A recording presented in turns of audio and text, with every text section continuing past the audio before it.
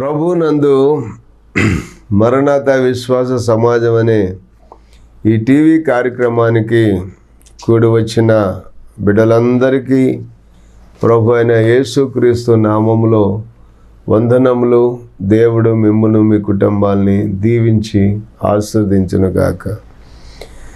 మంచిది. ఈ రోజున దేవుడు మనకిచ్చినటువంటి వాక్య వర్తమానము నుండి మనం ఏం నేర్చుకుంటున్నామంటే, ఒక యవనస్తుడు తన యొక్క తల్లి గర్భమున పుట్టినది మొదలుకొని అతడు ఎంతో వేదనలో తన తల్లి ఆయనను కన్నానని చెప్పి అతనికి యబ్బేజు అని చెప్పి పేరు పెట్టింది. యబ్బేజు అనగా వేదన అని చెప్పి గుర్తించేటట్లుగా ఉంది. వేదన పుత్రుడు అని అక్కడ రాయబడి ఉంది. అయితే ఆయన దేవుని సన్నిధిలో చేసినటువంటి ప్రార్థన దేవునికి ఎంతో ఇష్టమైంది అని చెప్పి దేవుడు అతడు మనవి చేసిన దానిని అంతటిని కూడా అతనికి దయచేసెను అనే మాట మనం ఆ లేఖనాల్లో చూస్తూ ఉన్నాం.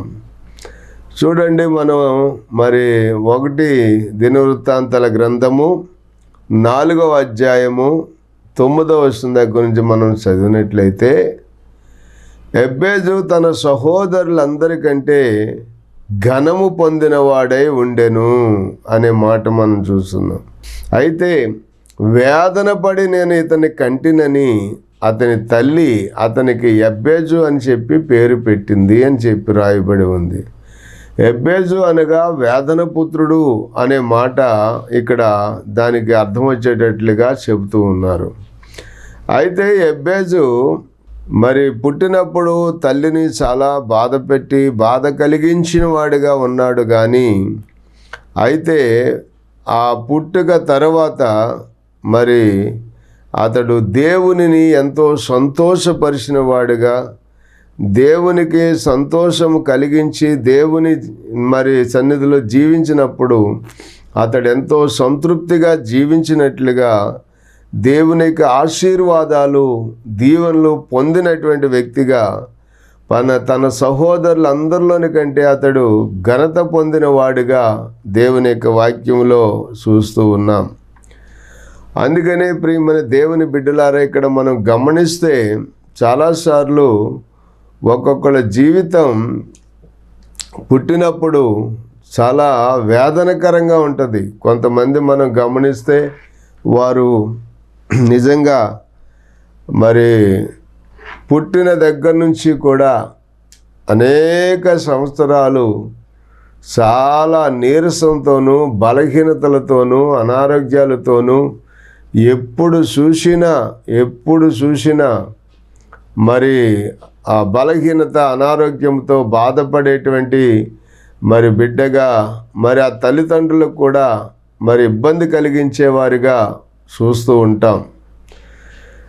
అలాంటి పిల్లల్ని చూసినప్పుడు అసలు ఇలాంటి బిడ్డ మనకు పుట్టకుండా ఉన్నా బాగుండు, ఇలాంటి బిడ్డ పుట్టి మనం చాలా ఇబ్బంది పడుతూ ఉన్నాము అని చెప్పి ఆ యొక్క తల్లిదండ్రులు ఎంతో వేదన పడుతూ ఉంటారు.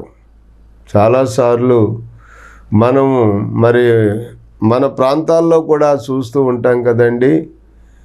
పుట్టినప్పటి నుంచే కూడా ఆ పుట్టినటువంటి బిడ్డ వెర్రివాడిగానో లేకపోతే అర్థం చేసుకోలేనటువంటి వాడుగానో చాలా అమాయకుడిగాను పెరుగుతున్నారనుకోండి.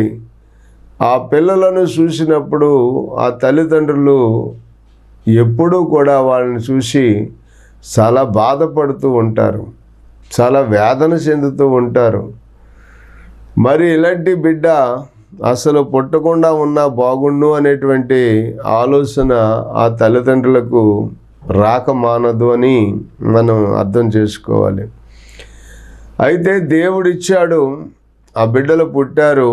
ఏమైనా ఇక వారిని మరి వదులుకోలేం కదండి, అలాగే పెంచాల్సి వస్తుంది.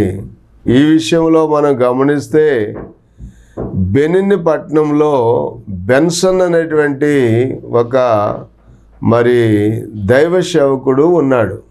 ఆయన పుట్టినప్పటి నుంచి చాలా అనారోగ్యంతో, బలహీనతతో, ఎప్పుడు చూసినా మరి చిన్నప్పుడు అనేకమైన జబ్బులతో ఉండేవాడు. అలాంటి బలహీనతలో ఉన్నటువంటి ఆ బెన్సన్ను ఎప్పుడు చూసినా అలాగ ఉసూరుమంటూ ఉంటే తండ్రి ఆ కుమారుని చూసినప్పుడల్లా చాలా కోపపడేవాడు అన్నమాట, చాలా కోపపడేవాడు. మరి ఆ బిడ్డను ఇంట్లో ఉంచడానికి వీల్లేదని ఆ కుమారుణ్ణి బయట పారవేయమని చాలాసార్లు తన యొక్క మరి భార్యకు వార్నింగ్ ఇస్తూ వచ్చాడు. కానీ మరి కన్న తల్లి కన్న పేగు కదండి, మరి ఆ బిడ్డను పారవేయలేక అలాగునే మరి పెంచుకుంటూ తనకు వచ్చినటువంటి జబ్బుల నుండి మరి స్వస్థత పరిచేటట్లుగా మరి కాపాడుకుంటూ ఆ బిడ్డను అలాగునే పెంచుకుంటూ వస్తూ ఉంది.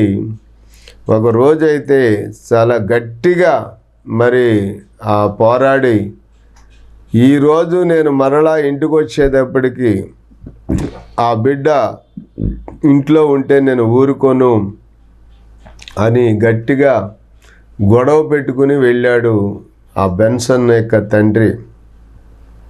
అయితే ఇక మరలా వచ్చేటప్పటికి బిడ్డ ఇంట్లో ఉంటే మరి ఈ విధంగా గొడవ వస్తుంది అనుకుని ఆ తల్లి ఏం చేసిందంటే ఆ చంటి బిడ్డగా ఉన్నటువంటి చిన్న బిడ్డను తీసుకెళ్ళి ఆ ఇంటి వెనక పెరట్లో పెంట మీద పారేసి వచ్చింది. కానీ మరి ఈలోగా వర్షం వస్తూ ఉంటే ఆ చినుకులకి ఆ బిడ్డ తడుస్తూ ఆ పెంట మీదే ఉన్న ఆ బిడ్డ మరి ఏడుస్తూ కేరమని ఏడుస్తూ ఉంటే మరలా మనసు ఉండబట్టలేక పరిగెత్తుకుని వెళ్ళి ఆ బిడ్డను తీసుకుని తన హృదయానికి గుండెలకు అత్తుకుని ఆ తర్వాత ఆలోచన చేసింది.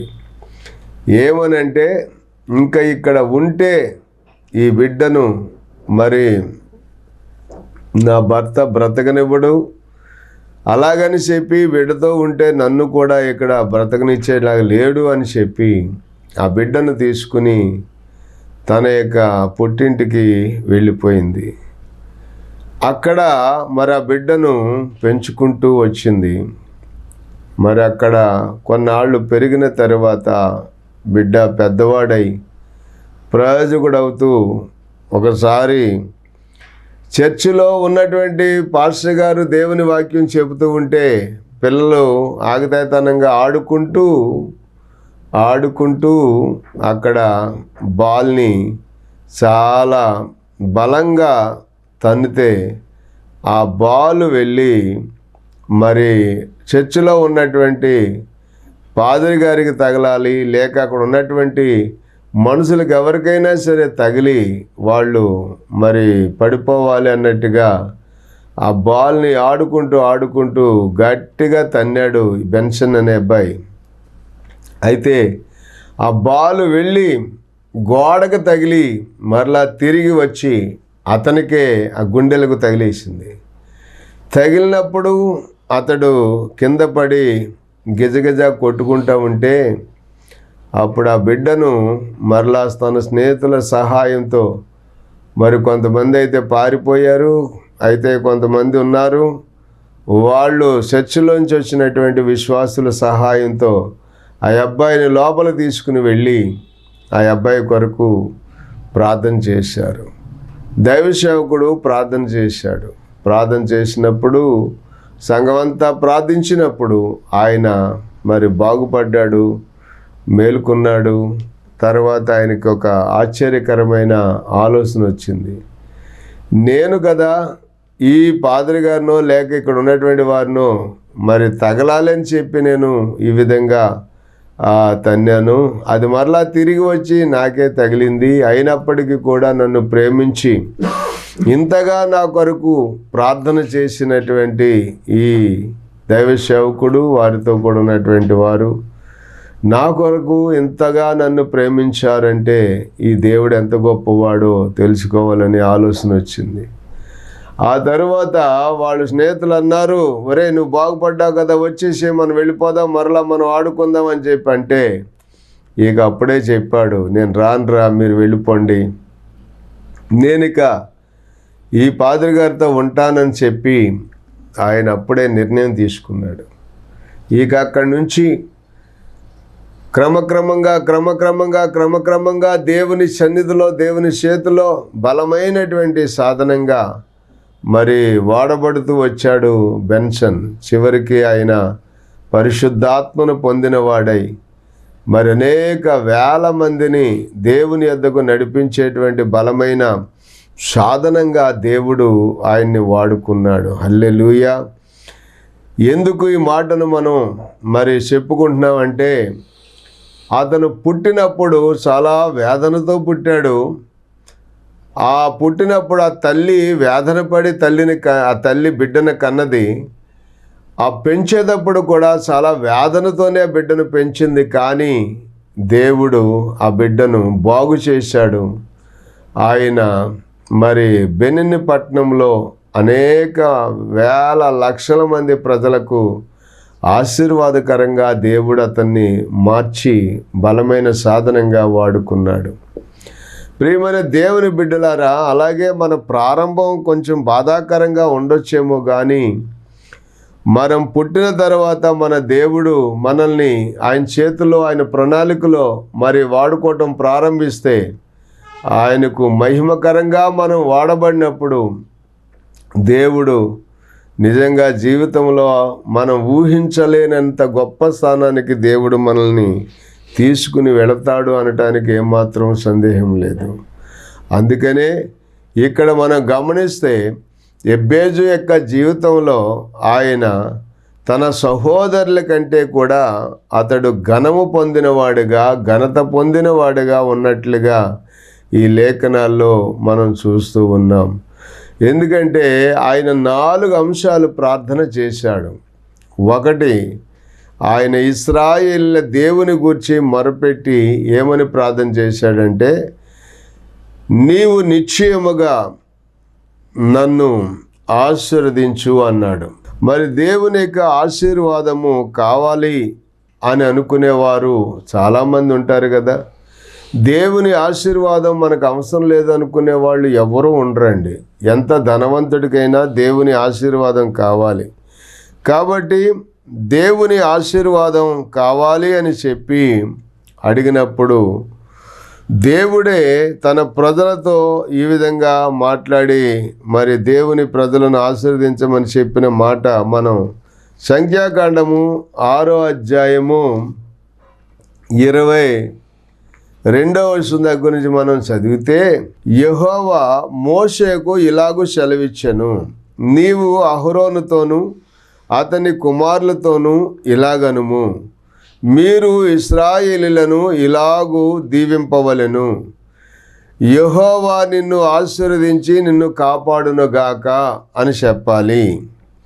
రెండవది, యెహోవా నీకు తన సన్నిధిని ప్రకాశింపజేసి నిన్ను కరుణించునుగాక అని చెప్పాలి. మూడవది, యెహోవా నీ మీద తన సన్నిధిని ఉదయింపజేసి నీకు సమాధానము కలుగుజేయనుగాక అని చెప్పాలి. అట్లు వారు ఇశ్రాయేలు మీద నా నామమును ఉచ్చరించుట వలన నేను వారిని ఆశీర్వదిస్తాను అన్నాడు దేవుడు. దేవునికి స్తోత్రం. చూసారా, ఎబ్బేజు చేసిన మొట్టమొదటి ప్రార్థన ఏంటి అంటే, దేవా యెహోవా నిశ్చయముగా నీవు నన్ను ఆశీర్వదించు అని చెప్పి, మరి నిశ్చయముగా నీవు నన్ను ఆశీర్వదించు అని అడిగినప్పుడు నిజంగా అసలు దేవుడే అడగాలే కానీ అడుగుడి మీకు ఇయ్యబడును, వెదుకుడి మీకు దొరుకును, తట్టుడి మీకు తీయబడును అని చెప్పిన దేవుడు అడిగిన వెంటనే దేవుని యొక్క ఆశీర్వాదాలు ఇలా వస్తాయని మనం ఈ లేఖనాల్లో మనం తెలుసుకుంటూ ఉన్నాం. కనుకనే ఆయన ప్రార్థన చేసిన ప్రార్థనకు ఇశ్రాయేలు ప్రజలకు దేవుడు ఈ విధంగా మరి వాగ్దానం చేస్తూ అహరోను చేత, యాజకుడైనటువంటి అహరోను చేత ఇశ్రాయేలులను ఈ విధంగా ఆశీర్వదించమని చెప్పిన మాటలు మనం ఇక్కడ చూస్తూ ఉన్నాం. ఇశ్రాయేలులను ఇలాగున మీరు దీవించవలెను అని దేవుడే చెప్పాడు.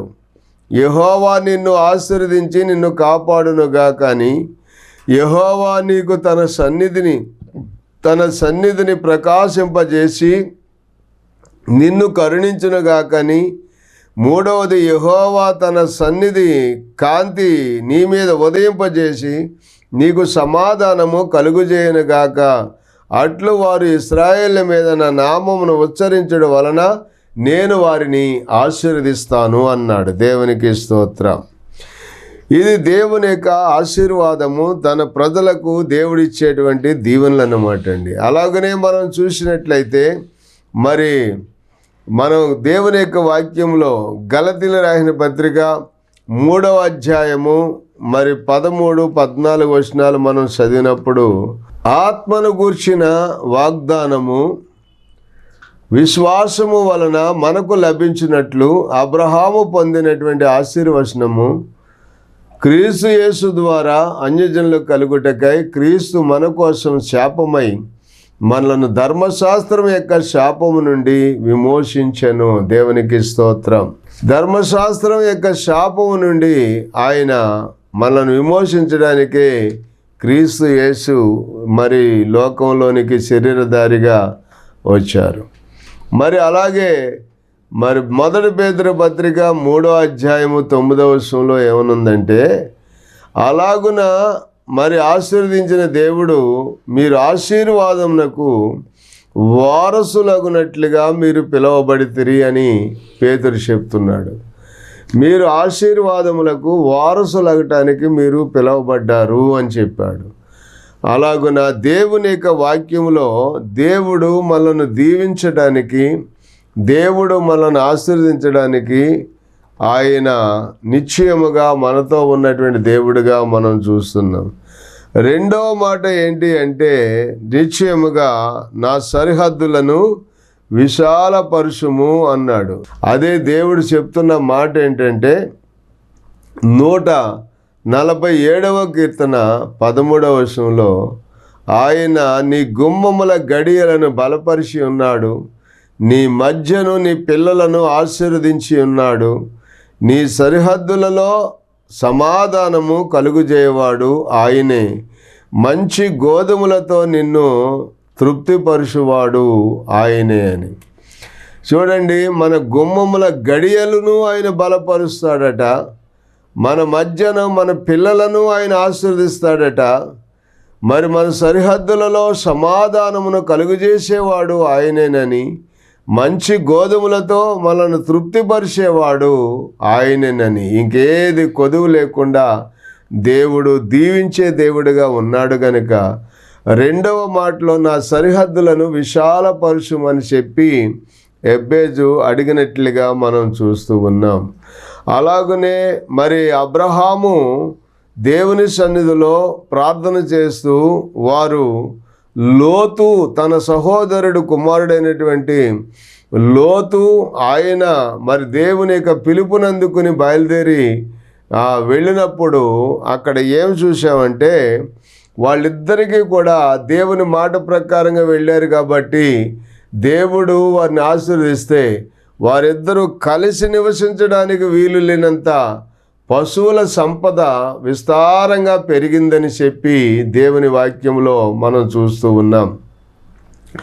ఆ విధంగా విస్తారంగా పెరిగినప్పుడు మరి అబ్రహాము యొక్క పశువుల కాపర్లకును లోతు యొక్క పశువుల కాపర్లకును కలహము పుట్టిందంట. అక్కడ కలహము పుడితే అప్పుడు వాళ్ళిద్దరూ కలవరపడుతూ కలహాలు ఆడుకుంటుంటే ఆ పని వాళ్ళు అప్పుడు అబ్రహాము అన్నాడు కదా, అయ్యా మనం బంధువులం, ఒకరికి ఒకరు బంధువులం కనుక మనం ఇక్కడ కలహాలు పడకూడదు. మనం కలహపడితే చుట్టూ ఉన్న వారికి మనం లోకు అయిపోతాం. కాబట్టి నీవు నన్ను విడిచి ఈ ప్రాంతానికి వెళితే నేను ఆ ప్రాంతానికి వెళ్తాను, నువ్వు ఆ ప్రాంతానికి వెళ్తానంటే నేను ఈ ప్రాంతానికి వెళ్తాను, మనం గొడవ పడవద్దు, మనం బంధువులం కదా అని చెప్పి అబ్రహాము అన్నప్పుడు మరి ఆ లోతు కన్నులెత్తి చూస్తే సొదొమ గొమొర్ర పట్టణాలు చాలా ఏదైనా తోటలాగా పచ్చగా నిగనిగలాడుతూ కనపడ్డాయని, ఆ ప్రాంతానికి లోతు వెళ్ళిపోయాడని చెప్పి మరి చూస్తాం దేవుని లేఖనాల్లో. వెళ్ళిపోయిన తర్వాత దేవుడు మరి అబ్రహాముతో మాట్లాడుతూ వస్తాడు. ఏమన్నాడు అని మనం చూస్తే ఆదికాండము 13వ అధ్యాయము 14వ వచనం మనం చదివినప్పుడు, లోతు అబ్రహామును విడిచిపోయిన తర్వాత యెహోవా ఇదిగో నీ కన్నులెత్తి నీవు ఉన్న చోట నుండి ఉత్తరపు తట్టును, దక్షిణపు తట్టును, తూర్పు తట్టును, పడమర తట్టును చూడుము. ఎందుకనగా నీవు చూసుచున్న ఈ దేశమంతటిని నీకును నీ సంతానమునకును సదాకాలం ఇచ్చేదనని అనెను. మరియు నీ సంతానము భూమి మీద ఉన్న ఇసుక రేణువుల వలె విస్తరింపజేసేదను. ఎట్లనగా ఒకడు భూమి మీద ఉన్న ఇసుక రేణువులను లెక్కింపగలిగిన ఎడల నీ సంతానమును కూడా లెక్కింపవచ్చును. నీవు లేచి ఈ దేశం యొక్క పొడుగున వెడల్పున దానిలో సంచరించుము, అది నీకు ఇచ్చేదనని అబ్రహాముతో చెప్పాను. దేవునికి స్తోత్రం. ఇది దేవుడు అబ్రహాముకి ఇచ్చినటువంటి స్వాస్థ్యమును, సరిహద్దులను విశాలపరిచి నీవు అడుగుపెట్టే ప్రతి ప్రదేశాన్ని నేను నీకు ఇస్తానని చెప్పి దేవుడు చెప్పి అబ్రహాముకు ఆ విధంగా నలుదిక్కుల నుండి కూడా గొప్ప సంపదను దేవుడు సమకూర్చి పెట్టినట్లుగా చూస్తూ ఉన్నాం. అందుకనే ఆ ఎబ్బేజు చేసిన ప్రార్థనలో రెండవ మాట, నా సరిహద్దులను విశాలపరుచుమని చెప్పి అడిగాడు. మూడవది మనం చూస్తే, నీ చెయ్యి నాకు తోడుగా ఉండ దయచేయమని అడిగాడు. ఆ మాటను మనం చూస్తే ఆదికాండము మరి 39వ అధ్యాయంలో 2వ వచనం మనం చదివినప్పుడు అక్కడ ఏముందంటే, యెహోవా యోసేపుకు తోడై ఉండెను గనుక అతడు వర్ధిల్లుచు తన యజమానుడగు ఆ ఐగుప్తుని ఇంట ఉండెను. యెహోవా అతనికి తోడై ఉండెననియు అతడు చేసినదంతయు అతని చేతిలో సఫలమగుతుంది, యెహోవా సఫలం చేసిననియు అతని యజమానులు చూసినప్పుడు యోసేపు మీద అతనికి కటాక్షము కలిగెను గనుక అతని యొద్ద పరిచర్య చేయవాడాయను. దేవునికి స్తోత్రం. మరియు అతడు తన ఇంటి మీద విచారణకర్తగా అతన్ని నియమించి తనకు కలిగి ఉన్నదంతయు అతని చేతికి అప్పగించెను అని. అంటే దేవుడు తోడై ఉంటే ఈ విధమైనటువంటి గౌరవ ఘనతలు కలుగుతాయి అన్నమాట. దేవుని హస్తము తోడుగా ఉంటే, దేవుని చెయ్యి తోడుగా ఉంటే ఆ విధమైన గౌరవ ఘనతలు కలుగుతాయని అనటానికి యోసేపు జీవితంలో ఇదొక గొప్ప ఉదాహరణ. నాలుగవది మనం చూస్తే, నాకు కీడు రాకుండా ఆ కీడుల్లో నుంచి నన్ను తప్పించుము అని చెప్పి మరి ఎబ్బేజు ప్రార్థన చేసినట్లుగా మనం చూస్తూ ఉన్నాం. మరి కీడు రాకుండా ఆ కీడుల నుంచి నన్ను తప్పించుమని ప్రార్థన చేశాడు. ఇక్కడ మనం గమనిస్తే మరి దేవుని యొక్క వాక్యములో 91వ కీర్తన 14వ వచనం మనం గమనించి చదివినట్లయితే, అతడు నన్ను ప్రేమించుచున్నాడు గనుక నేను అతన్ని తప్పించెదను, అతడు నా నామం ఎరిగినవాడు గనుక నేను అతన్ని ఘనపరిచెదను అన్నాడు. దేవునికి స్తోత్రం. అతడు నాకు మొరపెట్టగా నేను అతనికి ఉత్తరం ఇచ్చేదను, శ్రమలో నేను అతనికి తోడై ఉంటాను, అతను విడిపించి అతని గొప్ప చేసేదను, దీర్ఘాయువు చేత అతని తృప్తిపరిచేదను, నా రక్షణ అతనికి చూపించేదనని. దేవుడు చెప్తున్నాడు. కనుక కీడుల నుంచి నన్ను తప్పించుమని, ప్రతి విధమైనటువంటి కీడు నుంచి నన్ను తప్పించుమని చెప్పి మరి యెబేజు ప్రార్థన చేశాడు. 4వ అంశం ఏంటంటే, ప్రతి కీడు నుంచి, ఏ కీడు నాకు రాకుండా ఆ కీడుల నుంచి నన్ను తప్పించమని ప్రార్థన చేశాడు. కీడుల నుంచి తప్పించే దేవుడు ఎలాంటి అద్భుతమైనటువంటి కార్యాలు చేస్తాడో, ఉదాహరణకి ఒకసారి ఒక భర్త దేవుణ్ణి నమ్ముకోలేదు, మరి ప్రభు సన్నిధిలో ఆ భార్య మాత్రం ఎంతో విశ్వాసంతో నమ్మకంగా సాగుతుంది. భార్యను ప్రార్థనకు వెళ్ళనివ్వకుండా చెయ్యాలని, మరి తన మీద నేరాలు మోపాలని తన చేతి ఉంగరాన్ని తీసి మరి భార్యకి ఇచ్చి, ఈ ఉంగరం దాచిపెట్టి నేను అడిగినప్పుడు ఇవ్వాలన్నాడంట. అలాగే లోపల పెట్టింది. ఆ పెట్టడం చూశాడు. ఆమెకి తెలియకుండా పట్టుకెళ్ళి ఆ ఉంగరాన్ని నదిలో మరి పాడవేశారు. నదిలో పాడేస్తే, ఎక్కడో తీసుకెళ్ళి నదిలో పారేసినప్పుడు ఆ ఉంగరాన్ని ఒక శాప మింగింది. ఈయన తర్వాత కొన్ని రోజులకి మరలా ఉంగరాన్ని భార్యను తెమ్మని చెప్పి అడిగాడు. ఆమె వెళ్ళి మౌనంగా ఆ ఉంగరాన్ని తీసుకొచ్చి, ఏమీ ఇక్కడేం జరగనట్టుగా ఆ ఉంగరాన్ని తీసుకొచ్చి భర్తకి ఇచ్చింది. ఇది నా ఉంగరమే కదా, నాదే కదా అంటున్నాడు. అవును, మీదేనండి, మీరే కదా నా చేతికి ఇచ్చారు, నేను అక్కడ పెట్టాను, ఇప్పుడు మరలా ఇమ్మన్నారు కదా, మీకు చేతికి ఇస్తున్నానని చెప్పి భార్య అంది. ఇది ఎలా సాధ్యమైంది? ఆ ఉంగరాన్ని తీసుకెళ్ళి నేను నదిలో పడేశాను కదా, ఆ ఉంగరం ఇక్కడికి ఎలా వచ్చింది అని చెప్పి ఆ భర్తకు ఆశ్చర్యం అయిపోయింది. అప్పుడు భార్య చెప్పింది, మీరు ఇంట్లో పెట్టినటువంటి బంగారపు ఉంగరాన్ని తీసుకెళ్ళి మీరు నదిలో పడేశారు.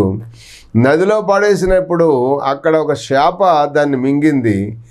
ఆ దేవుడు ఏం చేశాడంటే, ఆ శాపలు అమ్మే వాళ్ళ ద్వారా మన ఇంటికి శాపను పంపించాడు. ఆ శాపను కోసి నేను వండుదామనుకునేటప్పటికీ దాన్ని పొట్టలో ఈ ఉంగరం దొరికింది. ఈ ఉంగరం నీవు పట్టుకెళ్ళి నదిలో పడేసి నా మీద నిందలు మోపాలని చెప్పి ప్రయత్నించావు, కానీ దేవుడు మీరు పారేసినటువంటి ఉంగరం ద్వారా దేవుడు మరలా నా మీదకు వచ్చే కీడును తప్పించి దేవుడు నన్ను ఆయన సన్నిధిలో తన బిడ్డగా చేసుకుంటాకి ఈ విధమైన గొప్ప కార్యం చేశారని చెప్పినప్పుడు ఆ భర్తకు ఆశ్చర్యం వేసి, నేను తీసుకెళ్ళి నదిలో పడేసిన ఉంగరాన్ని శాప ద్వారా మరలా తిరిగి నా ఇంటికి పంపించాడంటే, ప్రతి కీడు నుంచి తప్పించి నా భార్యను, నన్ను, నా కుటుంబాన్ని కూడా ఆయన కాపాడుతున్న దేవుడని అప్పుడు వెంటనే ఆయన మోకరించి దేవుని సన్నిధిలో పశ్చాత్తాపంతో ప్రభువుని రక్షకుడిగా అంగీకరించాడట. చూశారండి? అందుకని దేవుని సన్నిధిలో మనం ప్రార్థన చేస్తున్నప్పుడు ఈ 4 అంశాలు ప్రార్థన కనుక మనం చేస్తే, మన సహోదరులందరిలోని కంటే కూడా మనలను, మన కుటుంబాల్ని ఘనంగా హెచ్చించి తన బిడ్డలుగా చేసుకుని తన సన్నిధిలో నిలబెట్టుకుంటానికి సమర్థుడైన దేవుడు మన యేసయ్య. ప్రార్థన చేద్దాం. తండ్రి, మీకు వందనాలు ప్రభువా. నీ సన్నిధి మాకు తోడుగా ఉంచి నీ శక్తిగల ఆత్మతో నింపి, నాయనా ఇదిగో ప్రభువా, ఈ వర్తమానాల ద్వారా నీ బిడ్డలు ఎవరైతే మాటలు వింటున్నారో వారి హృదయాలలో నువ్వు గొప్ప కార్యం జరిగించు. నీ ప్రేమ వారు పొందుకునే భాగ్యం దయచేయండి. 4 అంశాల ప్రార్థన ద్వారా యెబేజును ఎలాగైతే తన సహోదరులందరిలోని కంటే ఘనముగా హెచ్చించావో, అలాగే ఈ వాక్యం వింటున్న కుటుంబాలను మీరు దీవించి వారి సహోదరులందరిలోని కంటే ఘనముగా హెచ్చించి దీవించమని యేసు నామములో ప్రార్థిస్తున్నాము తండ్రి. ఆమేన్. వందనాలు.